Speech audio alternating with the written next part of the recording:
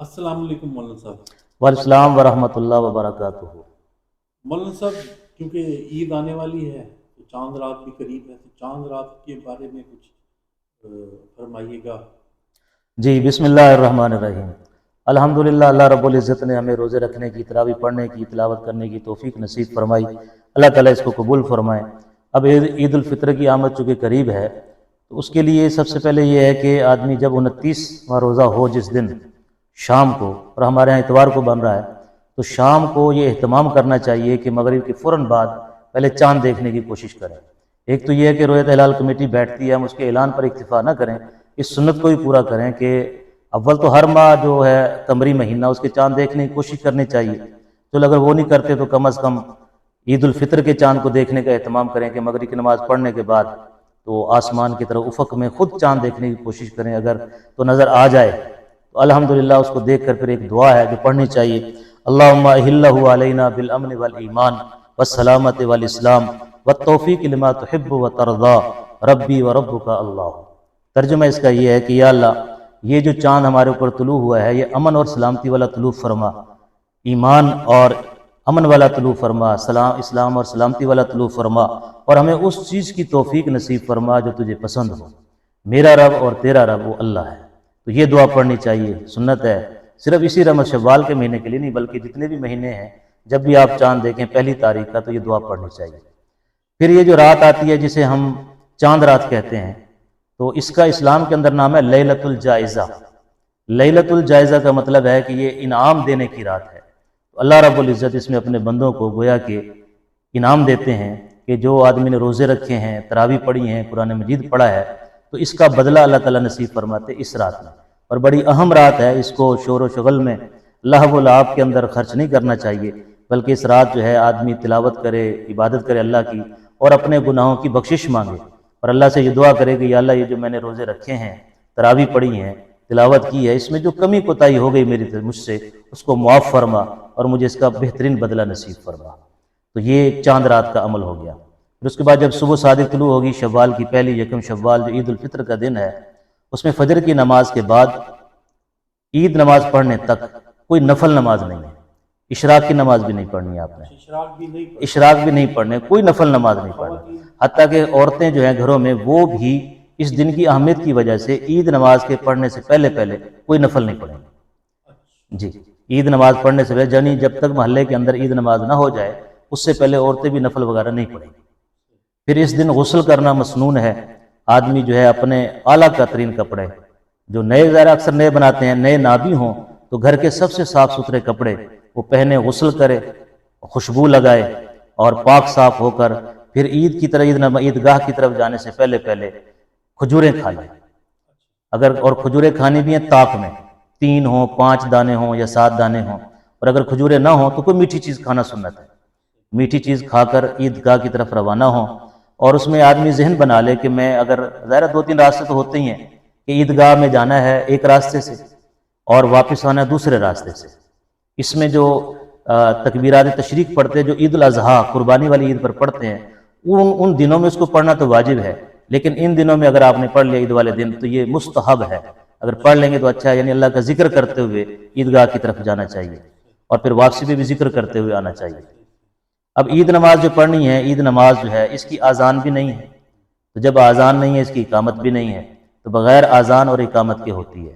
और ईद नमाज इस तरह वाजिब है जिस तरह जुमा वाजिब है, और जुमा जो है वो चूँकि मर्द पर होता है, आकिल पर होता है, औरत पर नहीं होता। इस तरह ईद नमाज की अदायगी औरत पर नहीं है, मर्दों पर है। तो ईद नमाज वाजिब है। वाजिब का वही पहले भी मैंने एक दफ़ा बताया है कि फ़िक़्ह के अंदर जिसको हम वाजिब कहते हैं वो फ़र्ज़ होता है, फ़र्ज़ अमली इसको कहते हैं। और ईद नमाज बिल्कुल 2 नफल जिस तरह आदमी पढ़ता है उसी तरह 2 नफल हैं। एक चीज़ इसके अंदर ज़ायद है कि 6 तकबीरें ज़ायद हैं और वो वाजिब हैं पढ़ना। यानी अगर ईद नमाज के अंदर इमाम ने गलती की, भूल गया, तो सजदा सहव आता है, लेकिन ईद पर सजदा सहव इसलिए नहीं किया जाता कि अवाम तशवीश में मुब्तला हो जाएंगे, तो उनकी तशवीश से बचने के लिए फिर सजदा सहव नहीं किया जाता। खैर, ईद उल फितर की नमाज 2 रकात नमाज ईद उल फितर बमा 6 ज़ायद तकबीर के, ये नियत करनी है कि 6 तकबीरें ज़ायद के साथ। और नियत ज़बान से करना ज़रूरी नहीं है, नियत असल में दिल के इरादे का नाम है। दिल के अंदर अगर आपने इरादा कर लिया कि मैं इस तरह नमाज पढ़ने लगा हूँ, पीछे इस इमाम के अल्लाह अकबर, तो ईद नमाज हो जाएगी। اب عید نماز کے اندر یہ ہے کہ سب سے پہلے جب ہم اللہ اکبر کرتے ہیں تو پہلے جو ہے وہ آتا ہے ثنا، پھر اعوذ باللہ، پھر بسم اللہ. تو ثنا سب نے پڑھنی ہے، اعوذ باللہ اور بسم اللہ وہ صرف امام پڑھے گا، اس لیے کہ تلاوت اس نے کرنی ہے. ہم مقتدیوں پر چونکہ تلاوت نہیں ہے تو وہ اعوذ باللہ من الشیطان الرجیم اور بسم اللہ الرحمن الرحیم نہیں پڑھیں گے، تو صرف ثنا پڑھیں گے جیسے اس نمازوں میں پڑھی جاتی ہے سبحانک اللہم. پھر اس کے بعد امام جو ہے پہلی رکعت کے اندر پہلے 3 تکبیریں کہہ لے گا، اللہ اکبر کانوں تک ہاتھ اٹھا کے نیچے چھوڑ دے گا، پھر دوسری دفعہ اللہ اکبر ہاتھ چھوڑ دینے، پھر تیسری تکبیر اللہ اکبر ہاتھ باندھ لینے، اس لیے کہ ابھی تلاوت ہونی ہے. پہلی رکعت میں تلاوت تکبیروں کے بعد ہے تو تلاوت ہونی ہے، اس لیے ہاتھ باندھ کر ہم کھڑے ہو جائیں گے. اب امام صاحب جو ہے سورہ فاتح پڑھیں گے، اس کے ساتھ سورت ملائیں گے، اور پھر جب تکبیر رکوع میں جانے کا وقت آئے گا تکبیر کہتے ہی رکوع میں چلا جائے گا، کیونکہ 3 تکبیریں پہلے ہو چکی ہیں. اب وہ رکوع میں جیسے تسبیحات پڑھتے ہیں پھر سجدے میں جائیں گے، سجدے سے اٹھ کر اب دوسری رکعت کے لیے امام کھڑا ہو گیا، اس میں پہلے تلاوت ہے، پہلے تلاوت ہے، بسم اللہ پڑھے گا، سورہ فاتح پڑھے گا، اس کے ساتھ سورت ملائے گا. اب رکوع میں جانے سے پہلے وہ 3 تکبیریں کہنی ہیں جو 6 ہونی ہیں. 3 پہلے ہو چکی پہلی رکعت میں، اب دوسری رکعت میں 3 تکبیریں کہنی ہیں، اللہ اکبر کانوں تک ہاتھ اٹھا کر ہاتھ نیچے چھوڑ دیں گے، پھر اللہ اکبر پھر ہاتھ چھوڑ دیں گے، پھر اللہ اکبر اب پھر ہاتھ چھوڑ دیں گے. پہلی رکعت میں تیسری تکبیر کہنے کے بعد ہاتھ باندھ لیے تھے اس لیے کہ تلاوت کرنی تھی، اب تلاوت ہو چکی ہے، رکوع میں جانا ہے تو لہذا یہاں تیسری تکبیر میں بھی ہاتھ چھوڑ دیں گے. پھر چوتھی تکبیر آدمی یا امام کہے گا رکوع میں جانے کی، اللہ اکبر کہے گا تو رکوع میں سارے چلے جائیں گے. اب یہاں یہ بھی سمجھ لیں کہ یوں سمجھیں کہ پہلے 3 تکبیریں پھر تلاوت، پھر دوسری رکعت میں تلاوت پھر تکبیریں، گویا کہ تکبیریں تلاوت کو گھیرے ہوئے ہیں، شروع میں 3 آخر میں 3. اگر اس ترتیب کو ذہن میں رکھیں گے انشاءاللہ ساری زندگی عید کی نماز بھولیں گے نہیں کہ تکبیریں کہاں کہنے ہیں. پہلی رکعت میں تکبیریں تلاوت سے پہلے، دوسری رکعت میں تکبیریں تلاوت کے بعد، اس کے بعد رکوع میں چلے جانا ہے. تو پھر اس طرح تحیات بیٹھ کر امام سلام پھیر دے گا، عید کی نماز پوری ہوگی. اب عید کی نماز کے بعد خطبے سے پہلے اصل میں دعا ہے، وہ جو دعا مانگتے ہیں ہم وہ عید نماز پڑھنے کے بعد خطبہ پڑھنے سے پہلے دعا ہے. لیکن ہمارے ہاں ایسا معمول نہیں ہے، ہمارے ہاں معمول ہے ہاں ایک دفعہ ایسے ہوا ہمارے علاقے میں امام صاحب نے مسئلہ نہیں بتلایا عوام کو، عید نماز پڑھاتے ہی دعا مانگ لی. اب دعا مانگنے جب ختم ہوئی تو عوام اٹھ کے چلی گئی، پھر انہوں نے خطبہ پڑھا، کیا تو صحیح طریقے کے مطابق، طریقہ یہی ہے، لیکن لوگوں کو چونکہ پتہ نہیں تھا تو لوگ پھر 6 میں گوئیاں 6 ماہ تک ہوتی رہی کہ ہماری عید نماز ہوئی یا نہیں. عید برحال ہو گئی، کیونکہ عید نماز میں خطبہ سننا واجب نہیں سنت ہے. عید نماز عید الفطر کے بعد خطبہ ہے اور وہ بھی خطبے 2 ہے، لیکن اگر ایک پڑھ دیا نماز اس سے ہو جائے گی، نماز میں خلل نہیں پڑے گا. خیر عید الفطر کی جب نماز پڑھ لی تو پھر دعا کروانی چاہیے، دعا کے بعد پھر امام خطبہ پڑھے گا، وہ خطبہ سنیں سارے بیٹھ کر، 2 خطبے پڑھے گا، اس کے بعد عید نماز پوری ہو گئی.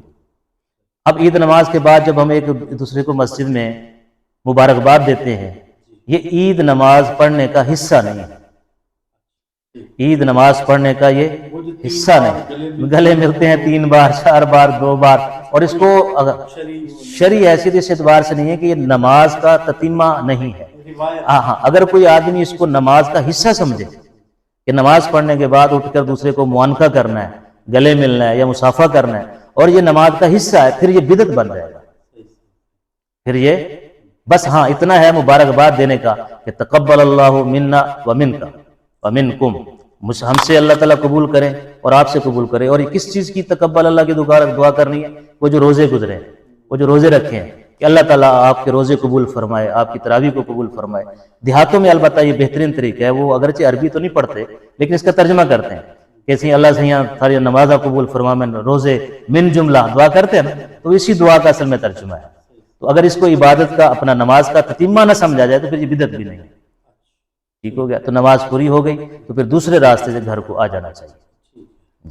گھر کی عورتوں کو بھی جب مبارکباد تو دینی ہے، جب زبان سے مبارکباد جی آپ کو، اب مبارکباد اسی چیز کی دینی ہے کہ جی اللہ نے آپ روزے رکھنے کی توفیق دی، ان روزے رکھنے پر آپ کو مبارک ہو، آپ نے تراویح پڑھی، تراویح پڑھنے پر آپ کو مبارک ہو. تو یہ ہے عید نماز پڑھنے کا طریقہ. اچھا مولانا صاحب خواتین گھر میں بھی نہیں پڑھیں گی؟ نہیں ان کی تو میں نے کہا نا نفل کی تو نماز ہی نہیں ہوتی، ان پر عید نماز فرض واجب ہے ہی نہیں. جب فرض واجب نہیں ہے تو وہ اکٹھی ہو کر عورتیں وغیرہ نہیں کچھ نہیں کریں گے ایسے. اچھا مولانا عید کی جو دن ہے شریعت میں جی وہ کتنے؟ اچھا ایک مسئلہ مجھے یاد آ گیا اس میں اور کہ عید نماز کب تک پڑھ سکتے ہیں؟ یہی میں پوچھنے والا ہوں۔ عید نماز کب تک پڑھ سکتے ہیں؟ اشراق کا جو وقت ہے جب وہ شروع ہوتا ہے سورج کے طلوع ہونے کے بعد، اس سے لے کر زوال تک، سورج کے زوال تک اس کا وقت ہے، پڑھ سکتے ہیں۔ ٹھیک۔ اور تاخیر سے پڑھنا بہتر ہے، اس میں وجہ یہ ہے کہ تاکہ لوگ زیادہ سے زیادہ شامل ہو سکیں۔ زوال کا وقت کون سا وقت؟ زوال کا وقت آدھا دن تو ہو جاتا ہے نا جی، زوال کا وقت جب سورج عین سر پر آ کے آگے ڈھل جائے اسے زوال کہتے ہیں، اس سے پہلے پہلے عید نماز پڑھنے کا وقت ہے۔ اور اگر کسی علاقے میں ایسا ہے کہ بالکل مطلع پتہ نہیں چل رہا، کسی وجہ سے آدمی نماز نہ پڑھ سکا، کہ پورے لوگ نماز نہ پڑھ سکے، پھر اگلے دن نماز پڑھیں گے، پھر اگلے دن نماز پڑھیں گے اس کی۔ تیسرے دن تک پڑھی جا سکتی؟ جی 2 دن کا تو ہے میرے علم میں، تیسرے دن کا مجھے نہیں معلوم۔ اس میں یہ بھی ہے کہ ایک آدمی ہے عید نماز پڑھنے گیا، اس کی نماز رہ گئی، وہ نماز پڑھ ہی نہیں سکا، جب وہ مسجد میں پہنچا تو امام صاحب سلام پھیر چکے تھے۔ اب وہ کیا کرے؟ اب وہ یہ کرے کہ اسی جگہ مسجد میں عیدگاہ میں یا گھر واپس آ کر 4 رکعت نفل پڑھ لے۔ اچھا، یعنی اگر جس کی رہ جائے، جس کی عید نماز رہ جائے عیدگاہ میں جائے، مل جائے، اگر نہیں ملتی اب اس کی عید تو رہ گئی نا جی، تو وہ کیا کرے گا؟ وہیں عیدگاہ میں یا گھر واپس آ کر 4 رکعت نماز نفل پڑھ لے گا، نفل کی نیت سے ہی پڑھے گا۔ قائم مقام تو نہیں ہوگا، وہ جو ظہر کے اصل میں تو ہے نا، 4 کا تعلق تو ظہر کی نماز سے بنتا ہے، تو چلو اس کی طرف سے کچھ تو فریضہ ادا ہو جائے گا، کیونکہ نماز عید کی قضا نہیں ہے، عید نماز کی قضا نہیں ہے۔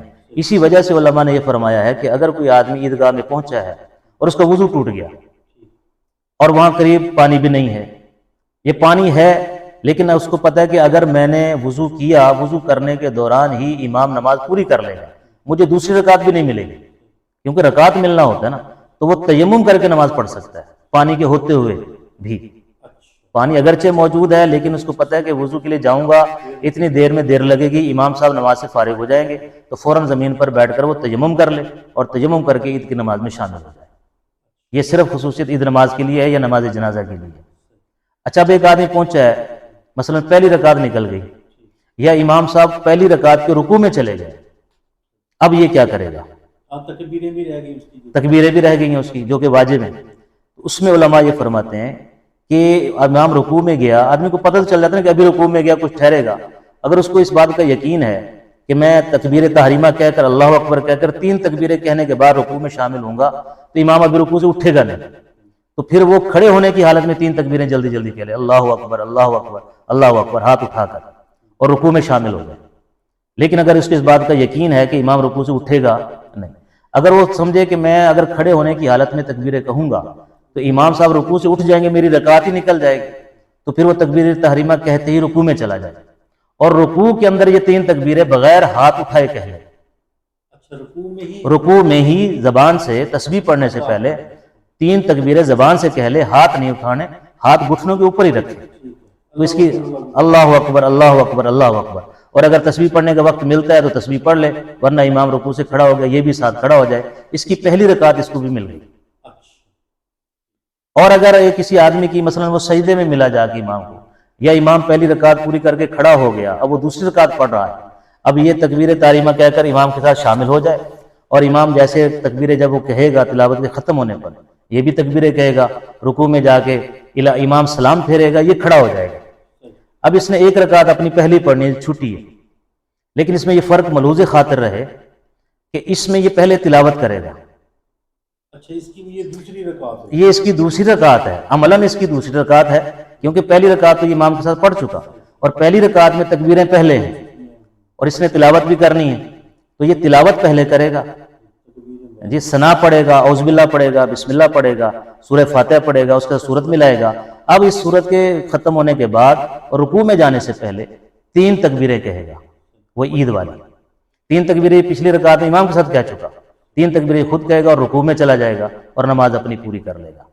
اب اس طرح اگر ایک کوئی آدمی دوسری رکعت کے بھی رکوع کے بعد امام سے ملتا ہے جا کے، وہ ملا امام کو اتحیات میں یا سجدے میں ملا، وہاں شامل ہو جائے، امام نے سلام پھیرا، اب یہ کھڑا ہوگا، اب اس نے تو 2 رکعتیں پوری پڑھنی ہیں، اب وہ اسی ترتیب سے پڑھے گا جیسے امام پڑھتا ہے، کہ 3 تکبیریں پہلے پڑھے گا، پہلے ثنا پڑھے گا جی، پھر وہ اس کے پہلے تکبیریں پڑھے گا، پھر ثنا اعوذ باللہ بسم اللہ پڑھ کر سورہ فاتحہ پڑھے گا، اور سورہ فاتحہ کے بعد سورت ملائے گا، اور پھر رکوع میں چلا جائے گا، پھر دوسری رکعت کے لیے کھڑا ہوگا، اور پھر اس میں بھی پہلے تلاوت کرے گا، اس کے بعد تکبیریں کہے گا اور نماز پوری کر لے گا. یہ ہے طریقہ کار، یہ پورا عید کا پروسیس ہے. الحمدللہ. جی مزید اپنے سے محلے کے عالم سے پوچھ لینا چاہیے اس کو. بڑی مہربانی مولانا صاحب، جزاک بڑی اللہ. معلوماتی آپ نے. جزاک اللہ تعالیٰ عمل کی توفیق نصیب فرمائے. مہربانی، شکریہ. شکریہ جی، شکریہ.